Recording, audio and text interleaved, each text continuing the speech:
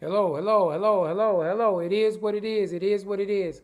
This is the second broadcast of It Is What It Is, and give you a chance to get out there and get the message to be known about what we're here to talk about. It is what it is. Today we're going to focus on absentee ballot, but we're not going to do that as a totality in this conversation. Shots out trying to get those people to get the opportunity to come onto the platform so we can have a healthy discussion about absentee ballots. There are a lot of myths, there's a lot of misconstrued misinformation being put out there on absentee ballots. And so basically, I want to make sure it's clear that we understand what the absentee ballot is all about and ensure that we get more people to show up to the ballots as far as absentee ballots concerned. Next year's election is going to be a very, very important election. It is for the state of Georgia, is what I call the grab for the state, from the governor to the lieutenant governor, to ag commissioner, to attorney general, insurance commissioner, all those positions, labor commissioner, all these positions will be on the ballot come 2022. And it's very important for us to test the limits as far as absentee ballots concerned going into next year. We also have a lot of elections coming up locally throughout the state of Georgia. And you have municipalities across the state of Georgia that's going to have elections. And we also want to make sure that those elections have a greater turnout than what we've had in previous years. So I ask you to go out there, tune in, share. Robert, what's going on with you? My dog, he's trying to come out the door so he can try to hear what's going on too. But we want you to share, and have this healthy discussion about the absentee ballot. There's a lot of myths, there's a lot of discussion that we need to be having about this. And so if you get the conversation out there, we understand what we need to be doing when it comes to this absentee ballot, we will have a better sense of pride and understanding when it comes time to turn that piece in. And so, once again, I'm going to stop saying it at the 5-minute mark. Please share. I've shared this on my platform. I've shared this on the other platform. Last week, when we did the show last week, I had it aired on my platform and on the ATR platform as well. And that's Rocky. Say hey, Rocky. That's Rocky, y'all. I had it on my platform. Go to the cage. Go. I had it on my platform. I also had it on the ATR platform. But what I saw was comments and discussion was being done on both platforms. So therefore, what I am doing is we're airing it strictly on the ATR platform because, hey, we said we are going to do this on ATR, all things relevant, and we want to support all things relevant. This conversation, when I come to you, is about national playing into the local agenda here in our local community. My local community is Chatham County, and I care about it near and dear. But what we need to do is we need to see how trends are being expressed and done throughout the national scene and bring it here locally so we can make sure that policy trends change in our community. And I think a lot of issues going on in our community are affecting our community because we have never truly went and became a policy-driven community. What that means is, as a totality for the whole community, creating policy to drive the narrative for our community. We do a lot of rambling and we do a lot of discussions outside our sidebar chair or armchair quarterbacking or all those conversations in private and public sector. But what I'm encouraging us to do is start to bring those conversations, document them, and after you document them, bring them to our city council, bring them to our county commission, bring it to all those areas that affect us, because that's the way we're going to check and effectuate, make change. And so with that being said, I'm up to 9 people listening to the conversation. I'm going to go into the conversation about absentee ballots. As we know out there in this world, there has been a change when it comes to our electorate throughout the state of Georgia. Georgia voting system was hijacked. Now, mind you, the Republicans put this voting system in play about 12, 14 years ago. And now the Democrats have caught up, and now they're playing the same playbook as the Republican Party. And because of that, we have 2 U.S. senators who are Democrats in the House as far as the Senate is concerned. And what we have to do next is we have to really change and make Georgia blue. The way we do that is we have to make sure we show up to the polls in 2022. And when we talk about showing up to polls in 2022 and showing up to polls in 2021, that becomes a discussion. And I think the biggest discussion we should be having right now is the absentee ballots. And so me and my intern that I deal with in my office on my part-time job, we went through the absentee ballot and we saw the fact that there's some misconstrued information out there when it comes to absentee ballot that I wanted to address and discuss today on this platform. And that first thing is the absentee ballot right now. If you have access to a computer, you can fill out that absentee ballot on your computer right now. You can go to the Secretary of State's office, pull and download that application. And when you pull and download that application, it is a fillable application on the web, on the Secretary of State's website. Now you fill that out, you fill it out completely. When it gets to the point where it says asking for a driver's license, it is only requiring to present a picture ID on that absentee ballot. It is only asking you to present that picture ID on the absentee ballot if this is the first time you have voted in the state of Georgia. If you have already previously voted in the state of Georgia and you have a Georgia driver's license or a Georgia state ID, on that top line, you can put the Georgia driver's license number. And you have to put your birthday. But you do not, if you are already a registered voter who has already voted in previous races, you do not have to make a copy of your ID. Let's be clear about that. In the past, it was stated that you had to put your ID on there. If you are a registered voter from the state of Georgia and you have voted in previous elections and you have presented an absentee ballot in the past, you do not have to put your ID on there. And so with that being said, if you put your birth date and your driver's license ID number or your state identification number, that is all you have to submit to the Board of Voter Registration. Now, this is in Chatham County. Now, I can't say anything outside of Chatham County, but this is talking to Chatham County. When I talk to them about Chatham County, all we need to make sure is we have the birth date and the state ID number, the Georgia ID number. Now, it says, or underneath the driver's license number, and it says, I do not have a Georgia driver's license or identification card, and I am providing a copy acceptable identification below. And at that point, that's when you put an out-of-state ID or a different ID outside of a Georgia ID or an identification or driver's license number. And so with that, it says, make sure your identification of your ID or document is visible. Take a photo of your full completed application and submit it electronically to your elections office address online or online. You can send it to Elections Secretary of State, that website. You may also submit a hard copy of your application via U.S. mail or in person to your elections office. If your acceptable form of identification does not fit in this box, please attach a copy and submit it with your application. So it is not as hard as it meant to be.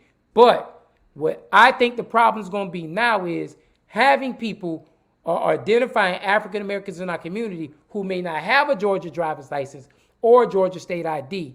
That may become problematic. And so what we need to do is we need to be right now encouraging our elders 60 and older to go out there and get these absentee ballots. We need to make sure they're going out there and getting the driver's license, the IDs, and everything under the sun right now. And I think that this election cycle, and I'm speaking to Chatham County because this election cycle across Chatham County is, guess what? This election cycle across Chatham County, everybody in Chatham County who's a registered voter has an opportunity to vote because guess what's coming up? eSplosh. And I won't talk about eSplosh this week. I will talk about eSplosh next week because I got the list of all the projects that's coming up in the eSplosh, and I want to make sure that we here in our community understand what we're voting for. Now, I don't get paid to do this, so I can talk about eSplosh all day long. But the reason why the Board of Education and those other entities are not putting it out there because they cannot spend money on talking about the Splosh. So that's why you're not hearing a lot of latitude, a lot of language about the Splosh that's going to affect us in our community. So if you really want to learn more about the Splosh, I ask you to tune in to next week because that's when we're going to have that discussion about those Splosh projects that will be affected by if we say yes or no, up or down on that Splosh. And I'm going to read the exact language that will be on that platform, but that will be on that ballot. So those people who live outside of those 5 municipalities that have election, you still have an opportunity to show up to the polls and you still have an opportunity to be able to vote. And so what I'm asking y'all to do, I'm pleading, I'm begging, I'm doing everything I can to ask y'all, please show up to the polls and let's make sure we vote up or down. Like I said, I'm not going to pick or choose or tell you what to vote for, but I will give you the language and the latitude and give you that healthy discussion and give you a platform to have this conversation among ourselves. So with that being said, back to the absentee ballot. The absentee ballot is stupid, simple, easy. When I filled it out, it took me less than 3 minutes to fill it out on my computer. And so my thing is it's a 2-pager if you're going to assist. But if you're not going to assist and you want to fill it out yourself, it's a fillable document that you can go to the Secretary of State website and you can be able to pull that thing down. And what I'll do is in a separate email when I submit and send out the email link for next week's meeting, I'll make sure I put that Secretary of State website on my Facebook page, because it's very, very important that we fill out this absentee ballot, because guess what? Now the other fact that it did change is no longer set for you to be automatically put in the system as an absentee ballot. So every time we have an election, we have to go out there and apply for the absentee ballot. And then my thing is, if the absentee ballot doesn't show up within the 1 to 2 week time period, we need to call the Board of Voter Registration, not Board of Elections, the Board of Voter Registration, to find out why our application hasn't come. And another thing that I want to talk about the fact that, as you know, I recently moved to Pooler, Georgia. And moving to Pooler, Georgia, I had to change my driver's license. Guess what? It's stupid simple once again. I went to the Department of Driver Safety Service, and guess what? I did everything online, and in 1 week's time, I had a brand new driver's license in my hand. It cost me $0 to transfer my driver's license from one location to the other, because they cannot prevent you from being a registered voter. And another thing, in that whole discussion at the end, when I did my application for my driver's license, it asked if I wanted to change my voter registration address. And I didn't even leave my computer. And in less than 10 minutes, I had a new driver's license 1 week later. And 2 weeks later, in the voter registration system, my address changed from my old address to the new address. Society has gotten a whole lot better when it comes to us being able to be out there and to be able to be tied to the system right and fair. And so my discussion moving forward is, I'm not going to talk about negative. What I'm going to start talking about is positive. And what I mean by that, I'm still going to highlight there's a lot of BS out there. But in my conversation about that BS, I'm going to ask you, I'm going to challenge you, what are you going to do different than the BS we already been dealing with? And so I encourage you to go out there, take the time, share this information. After this is done, it will be on ATR's platform. Take the time, take that 1 hour of your life and go back and look at this message, because this message is helping everybody out there who wants to find out more information about the absentee ballot. And I want to assure you, anybody in the state of Georgia that is a registered voter can apply for the absentee ballot. So that's another false statement that was put out there early on. And so I want it clear. Anybody in the state of Georgia can apply for an absentee ballot, and it only took me 5 minutes to do it. And I encourage you, if you know you don't want to be caught up in that whole conversation or discussion about, I don't want to take 5 hours from work and have to be in that line. If you don't want to be in that discussion of, I don't trust it, or if you don't want to be in that discussion of, I just ain't got time, now is the time to test the limits on the absentee ballot. And what I ask you and I encourage you to do is apply for the absentee ballot and take the time to use the absentee ballot and turn it in. And if you don't want to take the absentee ballot, and let's say on election day you want to vote, just take that absentee ballot when they send it to you with you to the polls, and guess what they'll do? They will cancel that absentee ballot out, and you can go in there and you can vote. And so I assure you, it's so easy for you to be able to do that I can't say it but one more time. Go out there and participate in the absentee ballot so you don't have to go out there and do with anything else. And so, once again, I don't want to show y'all my absentee ballot because it actually has my birth date on it. It has my driver's license day on it. And I don't want nobody to buy a new car and move to Hasty Street over there in Port Wentworth, because I know Hasty Street is a bunch of crap that goes on in Port Wentworth on Hasty Street. They play dominoes. They do all kind of crazy stuff over there in Hasty Street. And so I don't want nobody buying no cars and driving no cars using my driver's license number over in Port Wentworth, Hasty Street. Shout outs to Port Wentworth. That's one of the greatest places we can ever say we live. And with that being said, because I've already taglined and had a discussion about that piece right there, I've already had a discussion about the absentee ballot. And that was the topic that we were going to discuss up front. Now, I want to talk about the BS that goes around the state of Georgia. If you did not know, there are a ton of people on the Democratic ticket. There are a ton of African Americans. Yes, ma'am, I will. The other guy, Barbie brother, must have told you, Margot, to say that. But that other guy, I see his face smirking and everything like that. But y'all go ahead and play dominoes. Y'all keep doing what y'all do. Hey, mama, I see you. They don't see you, but I see you. Thank you, Margot. I want to talk about these municipality races that's going on in Georgia. There are a ton of opportunities that happen for minorities across the whole state of Georgia. What's happening from Atlanta, which we always see, is all good and dandy. You already know that it's a crowded race. Everybody knows that's the national scene with Atlanta because you got 4 million people up there. You got a ton of people that's talking about the politics and how Atlanta really controls what goes on narrative in Georgia. But I am proud of people in Port Wentworth.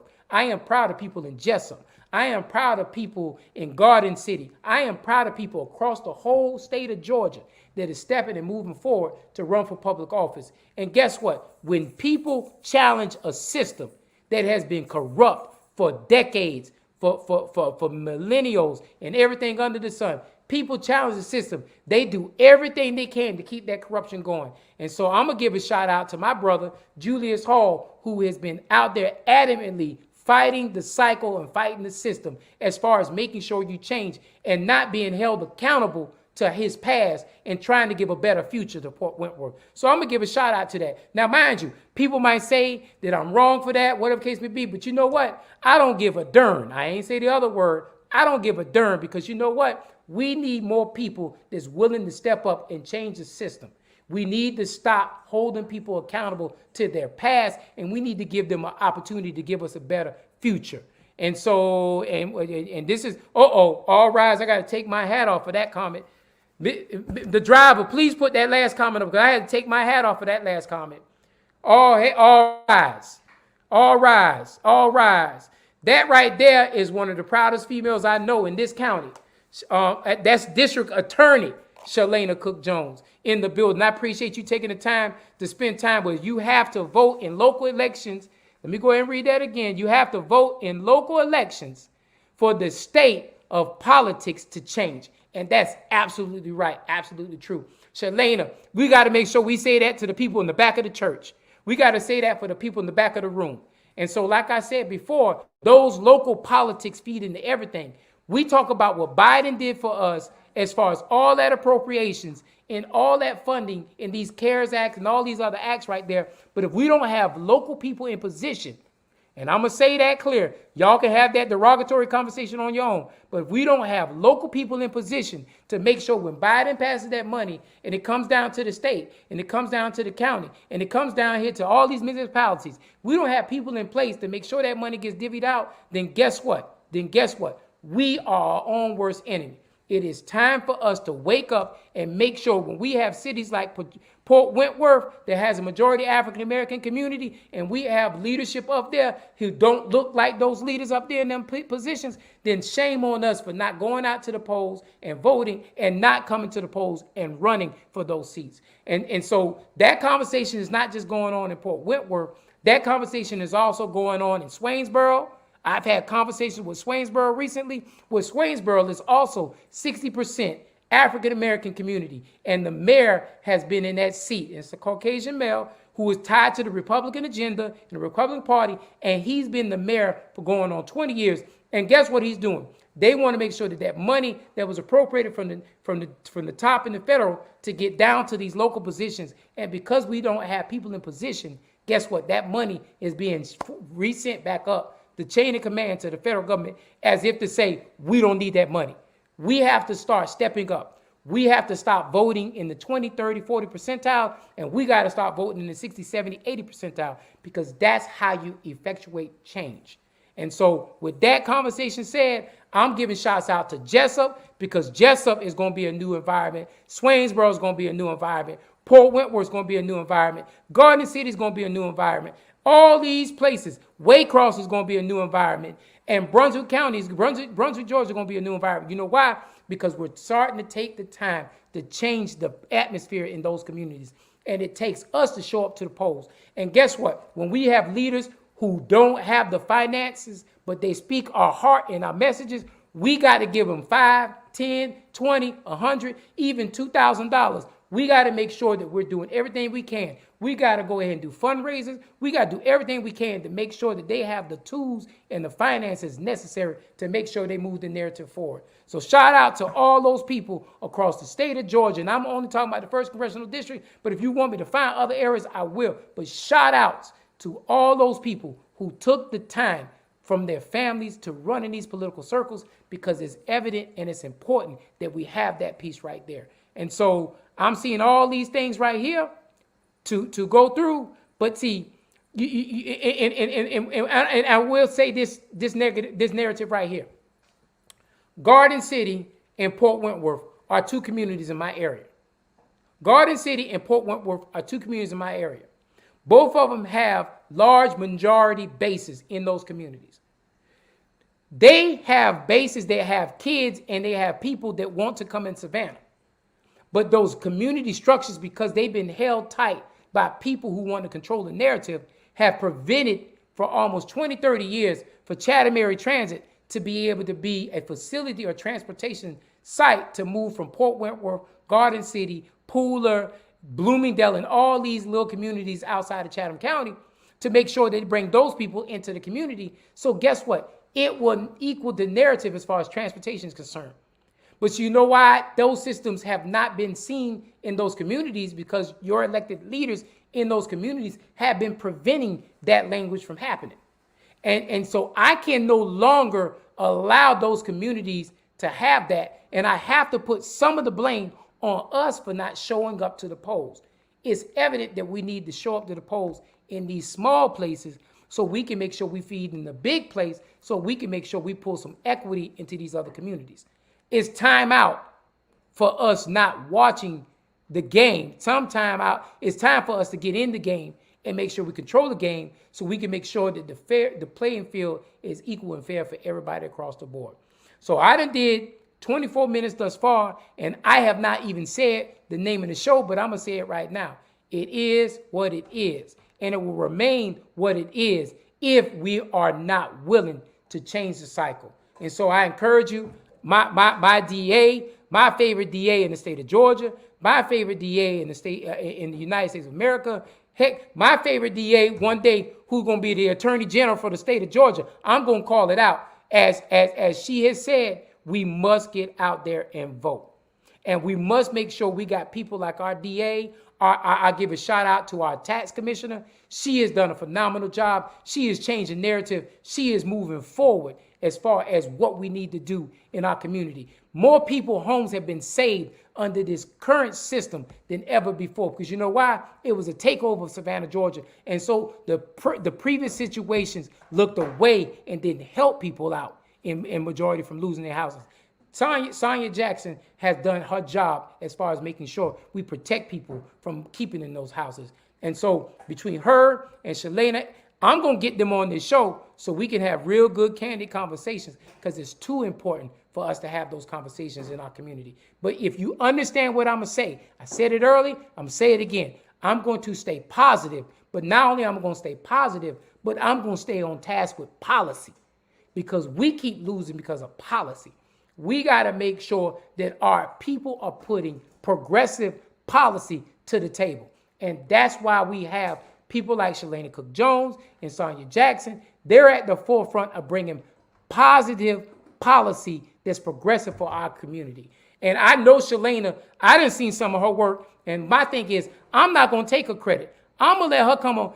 Boy, I tell you, she's going to come on here and she's going to talk about her platform, and she's going to make sure that it is fruitful. And you know, Ramona, I don't even speak unless I know the facts. And sometimes I question people and have the facts just to see how some people come to me and see how they're going to present a different realm of what facts really means. And so shout outs to Shalana Cook Jones. Shalana, all I need you to say is you committed to come on the show, and you can pick a Friday, and you tell me when you want to come on, and you tell me about the platform as far as what's going on, what you got going on in Chatham County. And then we have a healthy discussion to talk about what policy and how we need to take on the Chatham County Commission, the city of Savannah, and those other municipalities under your jurisdiction to make sure that we are doing right by our people. Because it's time out for us being passive and allowing even black folk who elected and in position for us, it's time out for them to get a buddy pass. It's time out to call them out.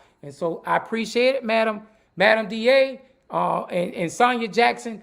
I appreciate y'all too for stepping to the table. And see, nobody talks about this. Shalana Cook Jones, nobody talks about this. We have more Democratic presence in our community now than we've ever had before. You know why? Because people stepped up to the polls and voted, and not just voted, they showed up and ran for public office. And guess what? All it needed was people to step up and run for public office. And I'm encouraging you, if you don't like the cycle, follow the chain of command. Me and my parents had this discussion this afternoon. My dad said, well, I just called the alderman. And that's cool. If you got a great relationship with the alderman or the people, elected people in position, you call them. And if you call them and things get done, then hey, we good to go. But if you call them and they ain't doing nothing, I'll tell you, I'll be the first one to tell you. Write them an email. And then write everybody an email. And then my thing is every Friday, send them an email. Once a week, send them an email. Keep being persistent about it. And then when it comes time for them to run for office, guess what's going to happen? You take all those emails and put it on the table and say, these are all the emails I got for you. And hey, man, hey, that's a whole nother discussion for another day, Ramona. All those emails, put them in front of you, and I can't vote for you. But the second piece of that thing is you hold them accountable. But the second piece is if you hold them accountable, part of that accountability is making sure you find a candidate who can beat them and take that seat from them. And a lot of times, what you just said, we got bamboozled. But guess what? It's sad when you get bamboozled every 4 years by the same people. And that's not a failure on that person. That's a failure on the community for not holding that person accountable. So when we come up with the right conversation, we got to make sure that, and it's not documented, it's not been done. It hasn't been done. I agree with you. A paper trail is the best trail we can ever have. And so, Ramona, you already know how I get. I get just like this. Hey, you don't like it? Find somebody to run against that person. And guess what? If we don't find people to run against that person, we can't complain about that person getting that seat over and over and over again. And Ramona, you said it right. There's 3 types of people in this world. The first type of person is a complacent person. They see problems. They don't do nothing about those problems. They don't say nothing about those problems. They walk away from them problems. And guess what? They understand that the problem exists and they don't never challenge the problems. And that's the first kind of person. They quiet and they humble and they just say, man, I ain't got enough money to fight it. I don't want to get in the race. I don't want to get beat up. So therefore, I ain't going to say nothing. And I'm just going to allow them to do just what they did and do just what they run. And guess what? And people don't run. And the second group of people are the people that I hate worse than the first. And the second group of people are the ones who come on Facebook, talk cash trash about the people who are in office, talk cash trash about the system, call cash trash, never puts documentation to the table, never holds anybody's feet to the fire. And then guess what? They go on Facebook and complain. They do all that stuff under the sun. And then guess what? That person still wins because you know what? They never took the time to document. They never took the time to hold them accountable. They never took the time to anything like that. And so guess what? We're going to keep getting bamboozled, led astray, ran amok, and you can say all that under the sun. But the only way we're going to change the system is day one. When somebody gets in office, don't call them ugly. Don't call them stupid. Call them out on the policy they don't put forward. Call them out on the things they don't do. And we can say all we want about being bamboozled and all that stuff. I'm reading the comments. We can say all that what we want about that stuff. But if we're not documenting our conversations to those people, then we're just falling prey to everything they do. Not enough constituents are contacting their elected officials about their concerns to take more than one. It takes more than one person to really make a difference. A closed fist gets further than the open sometimes. And the reason why that is true, see, Melinda, I ain't talking from a position where I'm a hypothesis. I'm talking from theory. Let me tell you something. In my 4 years as an elected official, I can tell you this: the 3 or 4 times something actually happened was the 3 or 4 times them constituents sent 100, 200 emails to my email address. Because guess what? Those are the 3 or 4 times our elected officials, hey man, I just want to make sure it's understood. What is this about this thing that I got? My constituents are bank. See, when we got those 100 emails about an issue or problem, now mind you, we didn't fix it because that's a whole nother phase, but it was brought to the table. But if we're not emailing to make sure that we're doing what we need to do, then it's whistling and Dixie. We can talk we can Facebook thug all we want. It ain't getting you nowhere. Now, I told you about 2. I want to make sure you told me about the most important one. And this is about communication. I didn't say that. See, when we talk about communication, we got a group of people that are complacent, meaning they accept everything under the sun. You know, the complacent people are all, another face of the complacent people is this. They come to you and say, hey, man, you're doing a wonderful job in that position. And if you ask him, okay, but he's doing a wonderful job, what kind of job is he doing? I don't know, but he's up there and he's doing a wonderful job. Well, what policy he's putting in play? I don't know, but he's doing a wonderful job. Well, what has he done for you as far as getting your street paved or getting those potholes put up or putting street signs up or street lights? I don't know, but he's doing a wonderful job. That's part of that complacent conversation. And then the other one is the complainer. You know, that joker right there ain't nothing. He ain't nothing. You know, it is. He said he broke his promise. That's complaining. I don't need that. Now, if you complaining and you documenting and you sending that information up to that person and you complaining and you sharing that email, because guess what? People thought I was complaining when I shared an email a couple of months ago and they tried me. They said, well, James, you just saying this. It ain't no truth to this. I said, all right now, I don't want no fuss or fight when I put this email out there. And they kept challenging me and trying me. And you know what? You dang right. I put that email out there to show that what I was saying was the truth. Now, Ramona, you already know how I get down. If before I even put any facts or figures out there, I already understand what the underlying conditions going to be. I just do things just to see who's going to be for me and who's going to be against me. And it's all about shots fired. But guess what? When we talk about, remember I said it's a complacent person and a complaining person. But this is what I need y'all to do. I'm going to count to 5 in my head, and then I'm going to tell you the kind of people I need. I need completers. I'm going to count to 5 again and tell you what I need. I need completers. You know what completers are? Completers are people who get in elected positions and make the narrative change. Completers are get into these neighborhood associations, flip these neighborhood associations so they can hold leaders accountable for their communities. Completers are people who show up to the polls and vote on a consistent basis to show their hand as far as what needs to be done and what needs to be changed in our community. I need more completers because I'm tired of the complacent people and the complaining people because they're not getting the job done. Completing people understand policy and they hold their politicians' feet to the fire to present policy that works out. It's time out for all that other stuff, y'all. We can complain until we blue in the face. We can be complacent until we blue in the face too. But until we show up and show out and be completers, and it shouldn't take somebody dying in our community for us to become completers. It shouldn't be where we need somebody to come out there and do something, a cheerleader. We need a leader. We need people who are not afraid to put boots on the ground, like Margot said. We need people who are not afraid to make sure that when these jokers in these positions, these elected positions, we can call them out all day with blue in the face, but we need to put it in writing when they do wrong. And guess what? We need to stop letting relationships dictate our discussions in our community. And the reason why I say that, we have a lot of relationships. Everybody is kin to everybody. Everybody done went to school with everybody. You know, everybody understands that a black person, I'm going to vote for a person because he's black. We got to cut these relationships. I'm in trouble now because I told y'all that we shouldn't be all voting for all black people just because we black. All skin folk ain't kinfolk. Let me help you out.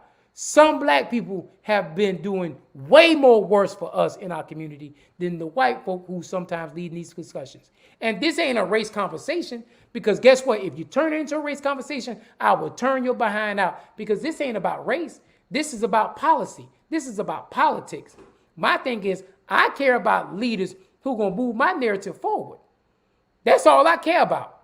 And if I got to be the loud one in the room to call that out, then hey, I'll call that out. My mama told me last week in the discussion, I think John McMaster, hopefully he's on the show. John put out there what mayor did a better job or who should be the mayor. And the conversation was Van and Eddie DeLoach. And my mom, I love my mom to death, and she loves me. That's why she had this discussion with me. She said, which one was a better mayor, Van or Eddie DeLoach? And the person asked the question. They said, what was the question they asked? What's the difference? That was the question. What's the difference between Van and Eddie DeLoach? And I'm not going to belabor this discussion, y'all. But someone asked that question, and my mom said, my answer, I need to kind of tone my answer down. And my answer last week was, well, one's black and one's white. My conversation behind that, I didn't want to go into full discussion about the true differences because there are a lot of political conversations. And if you want to have that conversation with me one-on-one, I'll give it to you. But my thing is this. Neither one of them have truly presented any policy to move the black narrative forward. Now, one has come up with, task force, and the other one brought up the fact that in 2015, they gave us a report saying that only African Americans are getting 3% of the contract work in Savannah, Georgia. And guess what? The problem with us was in 2015, the black community wasn't in an uproar about that. And so guess what? When we have these conversations, and you said it, I didn't. When we have these conversations, my thing, once again, is let's not focus on people. Let's focus on the policy they're not putting forward. And let's call them out on the policy not pulling forward. I don't care what somebody look like. I don't care what kind of suit they wear. I really don't care, on what agenda they have. All I care about is if you're not willing to put forth policy that benefits the skin tone I sit in, I don't have anything to say. And there's nothing wrong with that because a person in Osley Park feels the same way I feel about their community, the way I should feel about my community. But the problem is this. We don't hold folk accountable. I'm going to say that slow.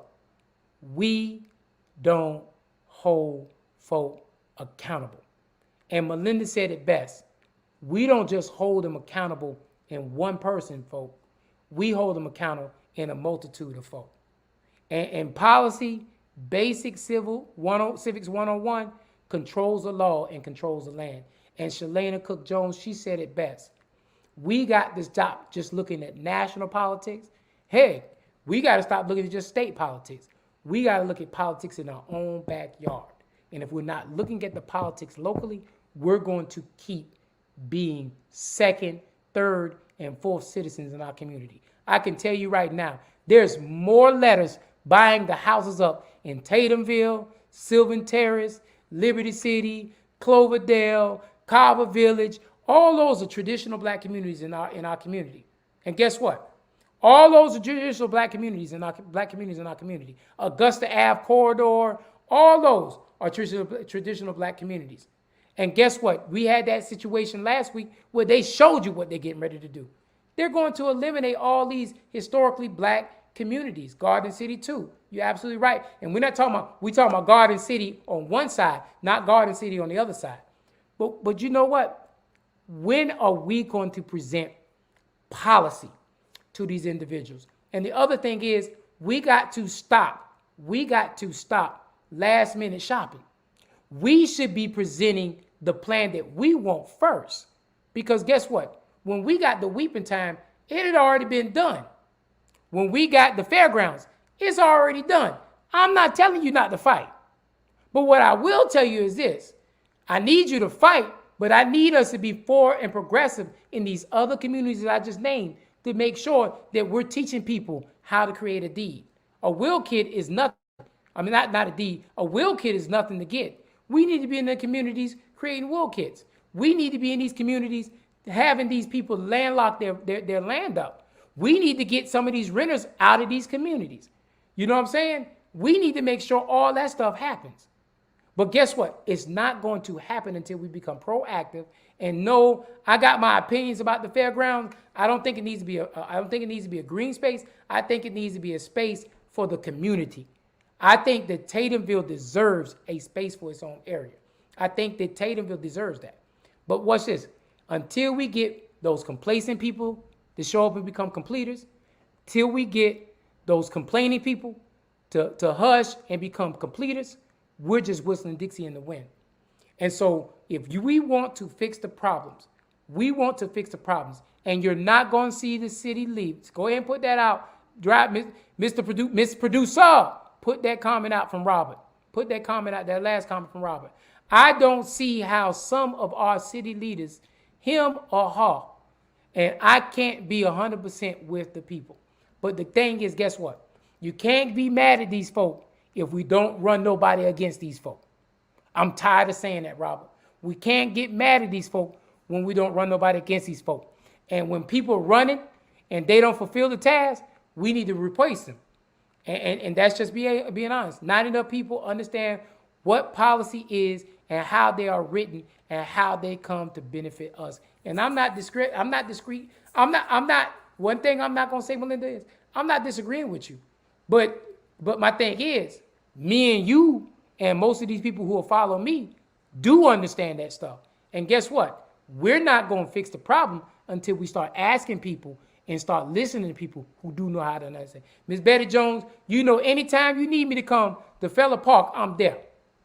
Anytime you need me to come to Feller Park, I'm there. I have no problem coming to anybody, anywhere to educate.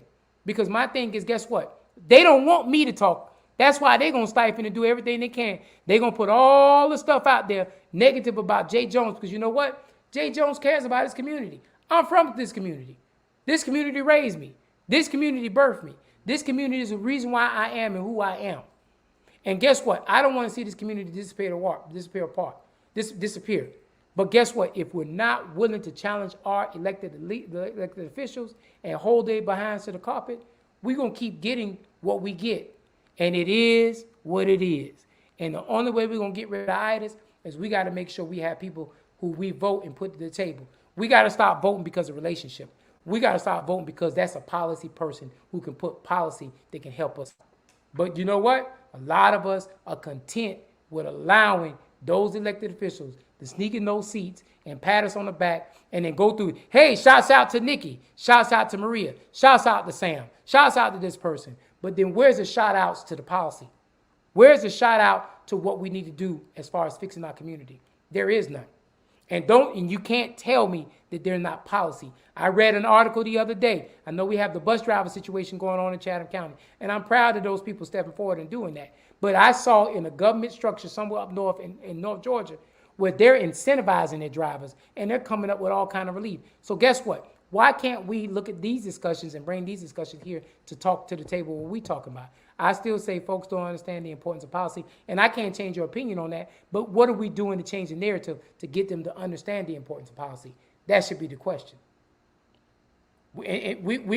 I'm not disagreeing. I agree that folk don't understand policy. We're in full agreement. But I can tell you this. I talked to Brother Brown today, who lives on Montgomery Street.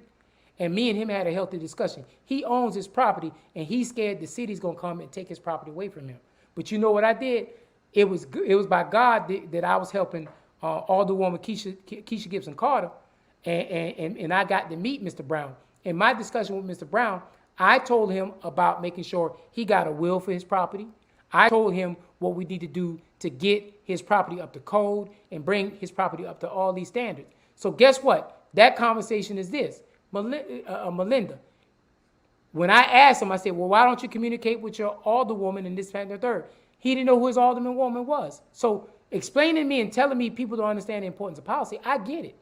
Everybody don't play weight into policy. Everybody don't play weight into politics.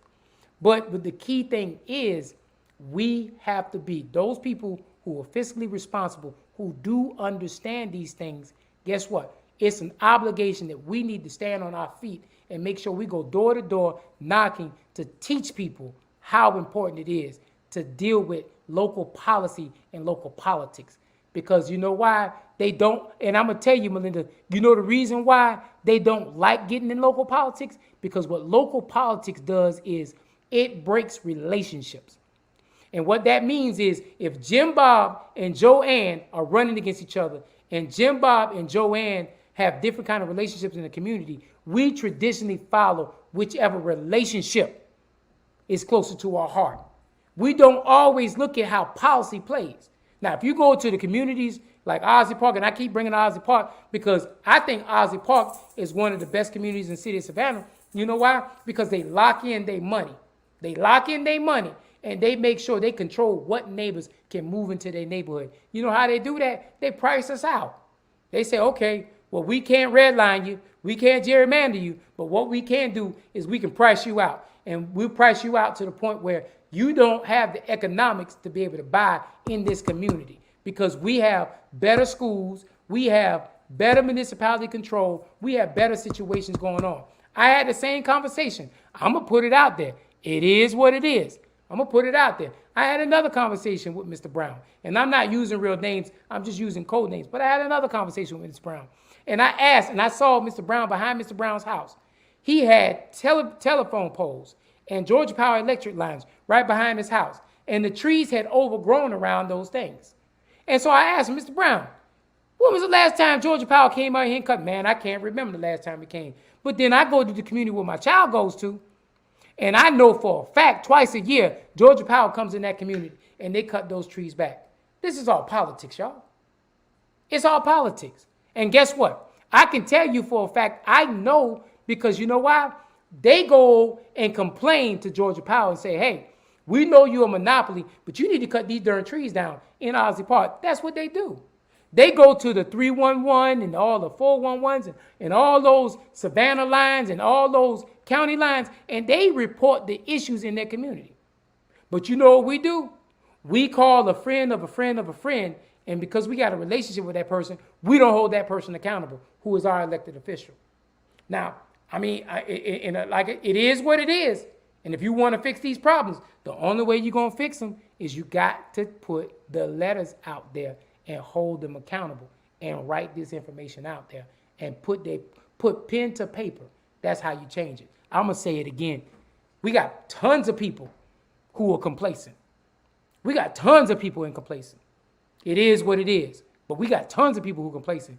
And the majority of people are complacent because they're scared to challenge relationships. The second group of people are the people who complain. You know, every now and then them complainers do get something done. But guess what? They get something done, traditionally speaking, when it comes time for election time. They're not getting it done because it's time to get it done. But guess what? They're getting it done because, you know what? They complaining. And some complainers have greater conversation than other complainers. That's just the way it is. And then the third person is a completer. They ain't got time to do this complaining. They ain't got time to be complacent. They don't give a dang about that relationship because you know what? Bottom line, if you don't fix your elected officials, you don't fix the value of your property. And when you own property, all you care about is the value to go up. We have to get out this myth. I'm afraid to pay taxes because my property value went up. When your property value goes up, that means your wealth goes up. And guess what? It's going to cost you a little bit more because your taxes are going to go up. And there's nothing wrong with that. We have to make sure that we understand we create more value in our property. We got to check our neighbors. We got to check our neighborhood associations. We got to make sure that we clear it, cut, and all together. What we did, and I'll say it straight up, what we did over by the fairgrounds, I ain't never done it over in Owsley Park. You know why? Because you know what? When I see people walking and see people driving through their area and drop a piece of trash, guess what? A person will come out their house, come pick that piece of trash up and put it in a trash can. You didn't hear them complain. They took care of the issue. You don't think litter goes into these other communities? The difference is they understand the value of their communities. And understanding the value of their communities, they don't allow trash, litter, or even rental properties be in their communities. Now, I can tell you, Fairground got a lot of rental properties. So if it's got a lot of rental properties, you are already in control in Tatumville, y'all. Because guess what? At any time, those rental properties can put you out and sell that property to the highest bidder. So if you really want to control your narrative, you really want to control your community, control your community. Control what comes in your community. Control those things and aspects that build up your community. Because you know what? It's two people. I'm going to say it again because I don't think it is what it is, y'all. It is what it is. It is what it is. Two people. You got complacent people in the black community and you got complaining people in the black community. And we don't have enough completers in the black community. Shots out. I know you, Melinda, you're doing a dang good job doing completers. And my thing is, if your neighborhood associations aren't doing the job, those are elected positions too. Change those people. How you change those people? I've seen it where neighborhoods have 600 houses and show up to a neighborhood association meeting and it's 4 people in that neighborhood association meeting. And I asked, I said, well, why you don't have more people in the neighborhood association meeting?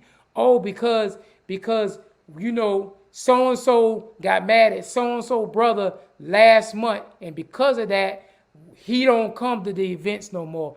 And all these long-term conversations about why we're not building economic wealth. Let me tell you something. Them folk in Osley Park complain, just like them folk in Cloverdale complain, just like them folk in Carver Village complain, Sylvan Terrace, Tatumville, Liberty City, all these other black communities. Them folk complain just like we complain.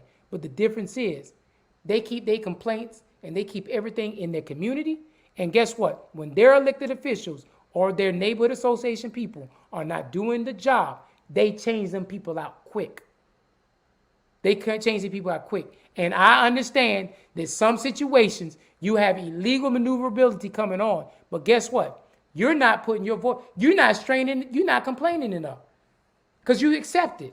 And I've heard of situations where outsiders come in the communities, take over and say, this is going to be your leadership. Now deal with it.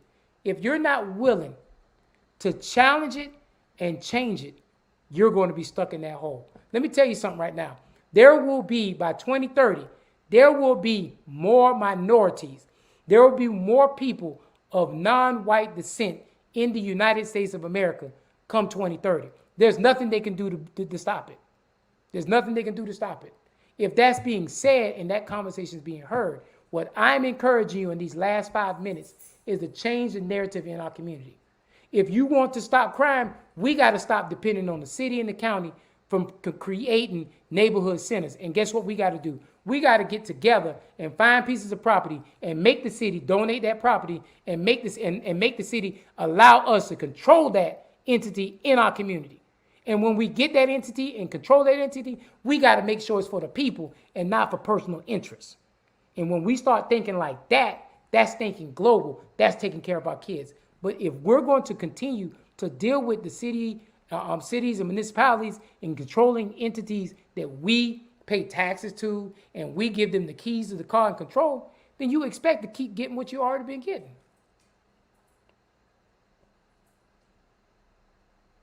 And I agree with you. Yes, they need to attend neighborhood association meetings. I say it, I preach it, and everything under the sun. Like I said, we need to find more ways of making sure people show up to those platforms. Because I can tell you right now, to all those communities I call out, Robert Bryant, me and you talked about this the other day. Let me tell you something. Robert Bryant, I'm going to use you as an example because I can call you and apologize, but I'm going to use you as an example, Robert Bryant. You are the leader of a group of people. Now, if you got 5, 10 people show up, they'll smile and do everything on the same. But if you got 50, 100, 200, 500 people showing up, guess what? They're going to come in a suit and tie shirt with a pen and paper, and they're going to follow whatever marching orders you give me. I put $100 on that right now. If you give me that kind of platform, 100 people, they will start cleaning up the communities. I told my parents this right now, and I'm not going to disclose it, but I lived in the community at one point in time, and I knew all the elected officials. And I knew them well enough to say, I would call them and say, hey, there's a tree down in so-and-so's yard. It needs to be taken care of because that's on city property. In 15 minutes, somebody was there cutting up that tree and putting that tree into the back of the truck, and that tree disappeared. There was a political signs in the area, and those political signs were in the right of way. And guess what? I called another elected official, and guess what? Within 2 hours, all those signs disappeared and were changed. The narrative changed. No signs disappeared. You know why? Because guess what? That person was scared, or those two people were scared that I would go and do an email and send an email to them and call them behinds out. And they were scared that I would run against them. I tell you right now, Dr. Harris will tell you this right here. Me and her talk about this right now. I say this all the time. Find me people to run against these people, and I'll get these people out of office. I ain't got no problem helping getting people out of office, but you got to find me the people who are willing to challenge the system. And so I'm going to close out. I'm at the 57-minute mark. I've saw all the questions. I think I've answered all the questions. These are the discussions we want to have on this podcast. If you tell me you got a guest, I already got a commitment from our DA down here in Savannah, Georgia, and I'm just going to sit back. When she come on the show, I'm going to sit back and I'm going to listen because she has done some profound work in that DA's office. And it's time for us to put some of that conversation out in the community. And so guess what? I told Julius Hall I was going to take an 8-month sabbatical and I was just going to chill back and spend some time with the family before I really got into these discussions. But guess what? My 8 months is up. My 8 months is up. It is now September.